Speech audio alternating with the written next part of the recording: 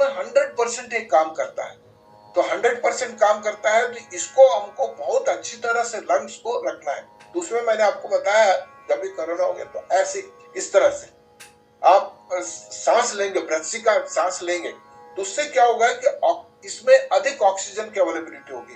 दूसरा, जैसे कुंभकम लेकर के, कुंभकम जो एक्सरसाइज है, सांस लंबी सी सांस लेंगे तो ये छाती तो ये ऐसी फूलता ही है, साथ में अपना पेट फूला हुआ दिखता है। उससे क्या होता है, पूरा ऑक्सीजन का लेवल जो है ना, क्वांटिटी बढ़ जाती है।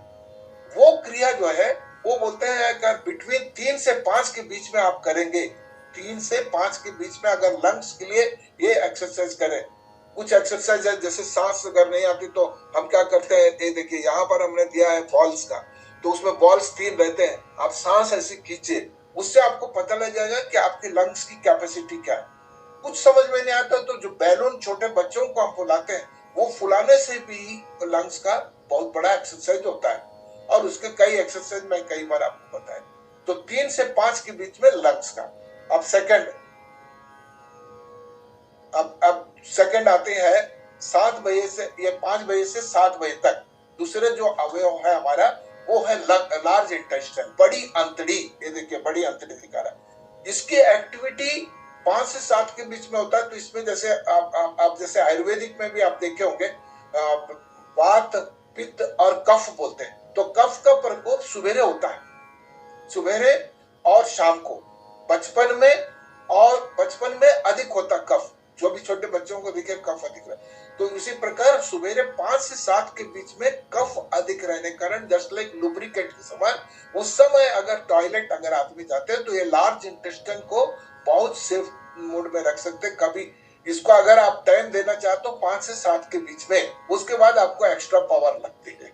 तो इसलिए हमको बहुत सावधानी लेना है। 3 से 5 के बारे में हमारे लंग्स है, फेफड़े के बारे में, 5 से 7 के बीच में आपका लार्ज इंटेस्टाइन।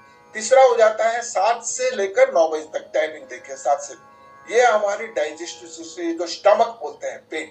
तो बोलता है कि ब्रेकफास्ट सुबह 7 बजे से 9 बजे के बीच में लेना चाहिए, ये रिकमेंडेशन है। ये प्रकृति कहता है, ये हमको बायोलॉजिकल क्लॉक बोलता है, लेकिन हम उल्टा सीधा कभी भी खाते हैं। उसका नतीजा क्या होता है कि हमको दवाइयां लेनी पड़ती है, दुनिया भर का बीमारियां संग्रहित करना पड़ता है। उसको अवॉइड करने के लिए 7 बजे से 9 बजे के बीच में आपको किसी भी तरह ब्रेकफास्ट लेना चाहिए। ब्रेकफास्ट जो है अमेरिका में बोलते हैं ये माइंड फूड, दिमाग भी उस समय बढ़ता है। कई लोग अवॉइड करते हैं, ब्रेकफास्ट नहीं लेना। तो मैं तो ये बोलूंगा कि ब्रेकफास्ट हमको 7 बजे से 9 के बीच में लेना चाहिए। Breakfast like a emperor, lunch like a king, and dinner like a beggar. मतलब इसलिए कहते हैं कि आप जितना हो सके, जितना अधिक, क्योंकि 8 घंटे के रेस्ट के बाद में आपका स्टमक की जो फंक्शन है, उसकी एक्टिविटीज बढ़ती है। तो उसके एंजाइम्स है, ये है, और जो उसमें मिलते रहते हैं जितना भी, वो सब प्रकार की चीजें अवेलेबल रहती है 7 AM से 9 AM। इसलिए आपको जितना हो सके मॉर्निंग में ब्रेकफास्ट लेना चाहिए। ये पूरा हम बायोलॉजिकल क्लॉक के अनुसार चल रहे हैं। फिर स्प्लीन, एक जिसको बोलते हैं कि दिल के बाद में तिल्ली बोलते हैं, जिसको बाएं तरफ ये रहता है इस जगह सिचुएशन।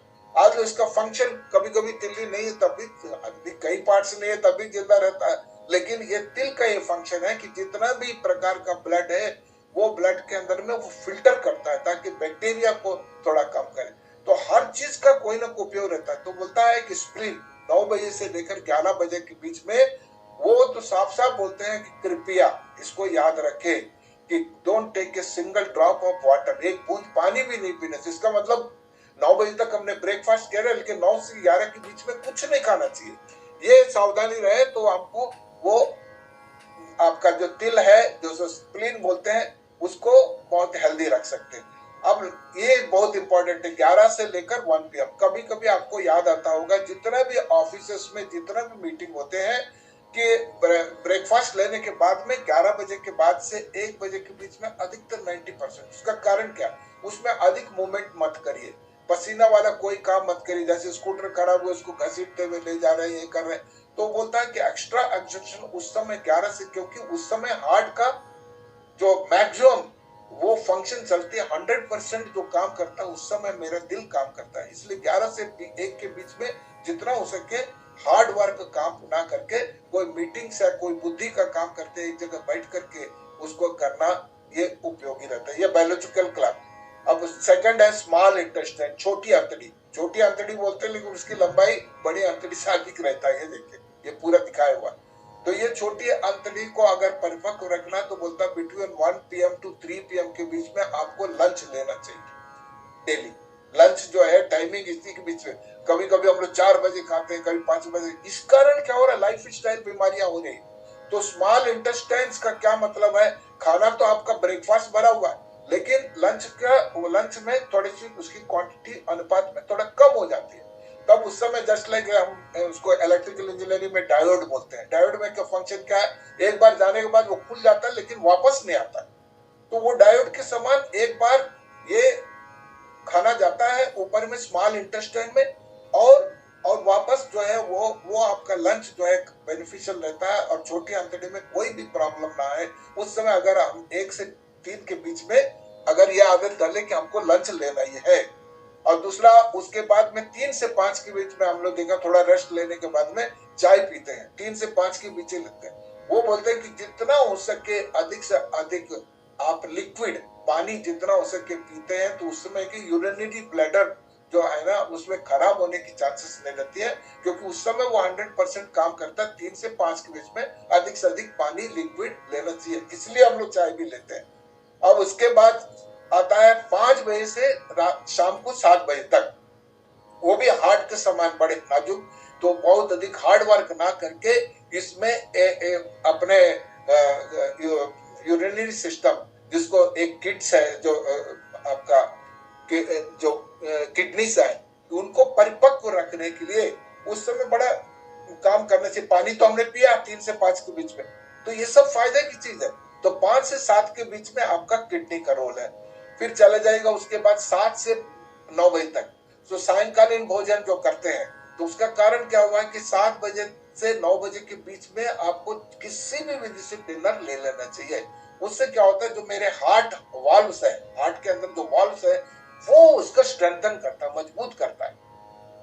अब उसी के बाद में स्किन प्रॉब्लम्स वगैरह कब शुरू होती है कि अगर बिटवीन आपने टाइमिंग्स का अगर देखा जाए तो 7 to 9 के बीच में कोई भी बात हो तो उसमें आपका जो छिद्र है एयर कंडीशन के समान, हाथों में पैरों में सब पूरे शरीर में, तो उसको जैसे में अगर अंदर में ठंड है तो बाहर से एयर कंडीशन समान गर्म हवा आएगी।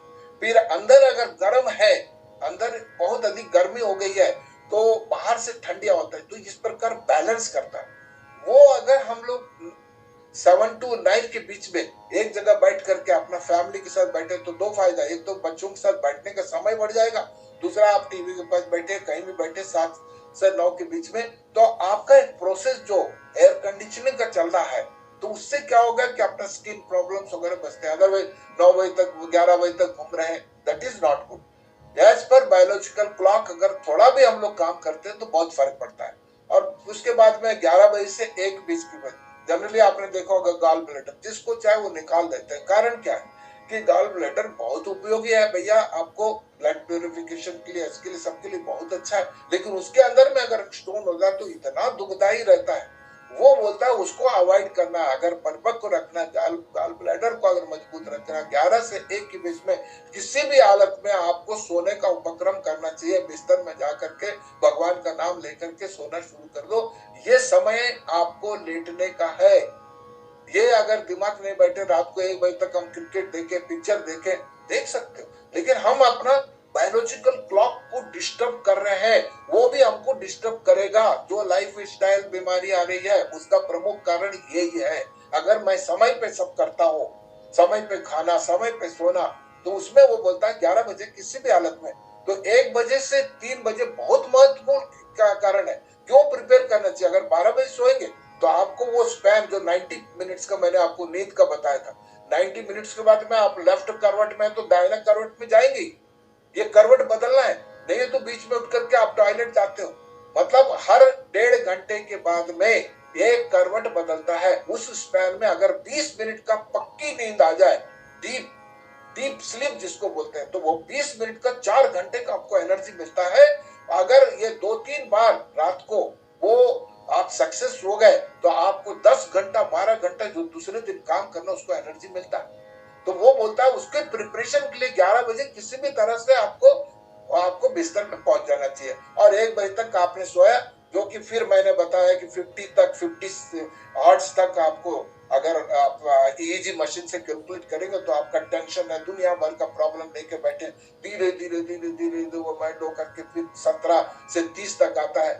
फिर वो 17 से 30 आने के बाद 8 से 17 मतलब जिसको अल्फा स्टेज बोलते हैं, जिसको सबकॉन्शियस माइंड बोलते हैं, उस समय पहुंचने तक फिर आपकी नींद खुल जाती है। तो क्या होता है, फिर वापस आप चले जाते हो तो आपको एनर्जी नहीं मिल पाता। इसलिए गाढ़ी निद्रा के लिए आपको 11 बजे से किसी भी हालत में सोना चाहिए, तो हम गाल ब्लैडर को स्वस्थ और बहुत सुंदर रख सकते हैं। चलिए, ये आखिरी, दिस इज मोर, मतलब सबसे अधिक इंपॉर्टेंट जिंदगी में है, तो 1 से 3 के बीच में किसी भी तरह से सोना चाहिए। इसी समय आदमी को सबसे अधिक एनर्जी मिलती है, सोने पे भी एनर्जी मिलती है, क्योंकि सोने का अलग अलग स्टेज, ऐसी नहीं कि आप सो गए तो आपको ऐसी हो गया, नो।